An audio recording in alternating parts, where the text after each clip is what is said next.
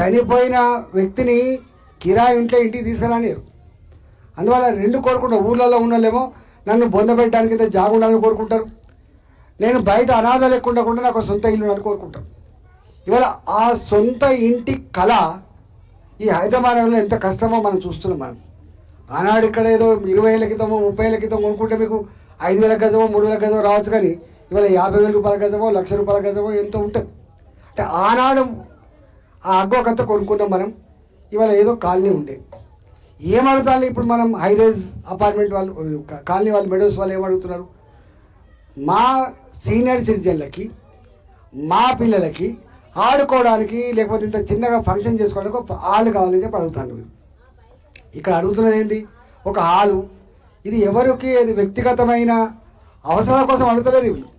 ఇది ఈ కాలనీయే కాదు, రేపు చుట్టుపక్కల కాలనీ వాళ్ళకి కూడా ఈ హైరేజ్ మెడోస్కి పోతే మనకి పెళ్లి చేసుకోవడానికో లేకపోతే బర్త్డే చేసుకోవడానికో ఒక హాల్ ఉంటుంది, లేకపోతే ఒక జిమ్ రూమ్ ఉంటుంది, లెక్క ఉంటుంది అని చెప్పి అడుగుతున్నారు. దానికి ఎవరో కాంప్లైంట్ చేస్తూనే ఉంటారు. అయితే నేను చెరువులకు అనుకూలం. నేను చెరువులన్నీ గొప్ప కలకలాడాలని కోరుకుంటా. కానీ ఇవాళ వాటర్ బాడీస్ పక్క ఉంటే గొప్ప అనుభూతి ఏదైతే అనుకుంటామో మనం, ఇవాళ వాటర్ బాడీస్ ఉన్న వాళ్ళకు గొప్ప అనుభూతి కాదు, కంపు వాసన ఉన్నది. ఇవాళ మొత్తం హైదరాబాద్ మీద చూడండి, ఏ ఒక్క చెరువు కూడా మంచినీళ్ళ చెరువులాగా కానీ, చేపలు పట్టుకునే చెరువులాగా కానీ, పిల్లలు ఈతలు కొట్టే చెరువులాగా ఉన్నాయని చెప్పండి. ఏ ఒక్క చెరువు కూడా హైదరాబాద్లో ఉన్నాయని చెప్తున్నా, ఒక్క చెరువు కూడా ఇలా ఈతలు కొట్టే చెరువు లేదు, చేపలు పట్టుకునే చెరువు లేదు. అన్నీ దుర్గంధపూరితంగా మారిపోయాయి. నేను ఏమంటున్నా, ఇవాళ పోయినాయి, అయిపోయింది.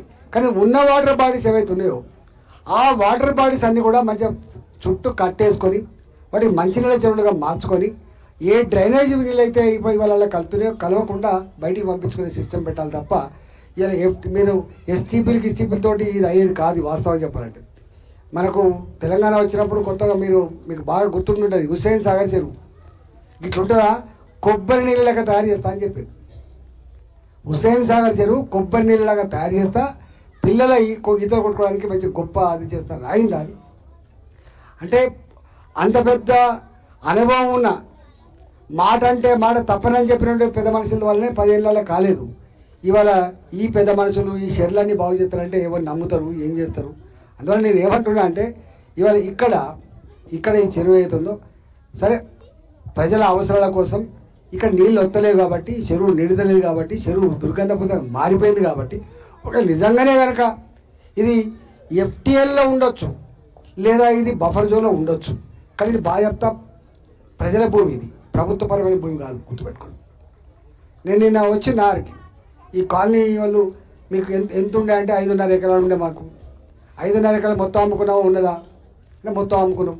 మొత్తం అమ్ముకున్న మీకు హక్కు లేదు కదా. నేనంటే వాళ్ళు కోపంతో ఉన్నప్పుడు నేనన్నా అట్లా నడవదు.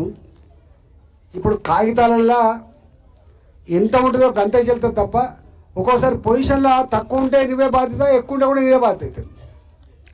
ఆ ఎక్కువ ఉంటే కూడా చుట్టుపక్కల కనుక పుచ్చుకున్న నా భూమి పోయిందని చెప్పితే వాళ్ళకి ఇవ్వాల్సి వస్తుంది, లేదా మనకు తక్కువ ఉందని చెప్పి ఎక్కడైనా కొలుసుకుంటే కూడా మనకి ఇవ్వాల్సి వస్తుంది వాస్తవంగా. కానీ ఇక్కడ అట్లాంటి పరిస్థితి లేదు, ఎటు కదలడానికి ఆస్కారం లేదు. ఈ ల్యాండ్ లాక్, ఇది ఒక మాటలో చెప్పండి లాక్ అయిపోయింది. ఇక్కడ ఇంకెవడో వచ్చి కొలుసుకోవడానికి ఆస్కారం లేదు, ఇంకోటి ఎంక్రోచ్ అవ్వడానికి ఆస్కారం లేదు. ఇది బాధ్యత ఈ ఊర్ల మధ్యలో భూములలో కొలతలలో అప్పుడప్పుడు ఇట్లాంటి సంఘటనలు వస్తుంటాయి, ఎక్కువనో తక్కువనో వస్తూ ఉంటాయి కాబట్టి ఉన్నది. ఇలా మీరు ఈ హైరేజ్ మెడోస్ వాళ్ళు ఈ మిగిలిన భూమి అయితే ఇది మీది కాకపోవచ్చు, కానీ గవర్నమెంట్ కూడా కాదు, ఇది ఎఫ్టీఎల్ కాదు, అది కాదు, ప్రజల కోసం అని చెప్పేది. నేను తప్పకుండా దరఖాస్తు పెడతా, కన్విన్స్ చేసే ప్రయత్నం చేస్తా అని చెప్పి మాటిస్తున్నాను.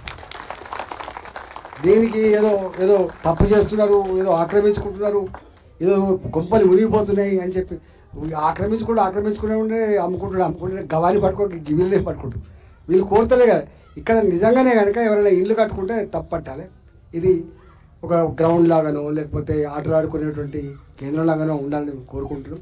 ఇక దొరకదు భూములు. ఇప్పటిదాకా ఇక్కడ ఊరికి పోయినా ఆ ఊరికి బోర్ లేదు స్కూల్లో అంటే పోతే వాళ్ళు బాధపడే అంశమే. మమ్మల్ని చెప్తుంది, చదువుకున్న స్కూల్ సార్ ఇది, 900 మంది స్టూడెంట్స్ ఉన్నారు, కానీ ఆట స్థలం లేదు.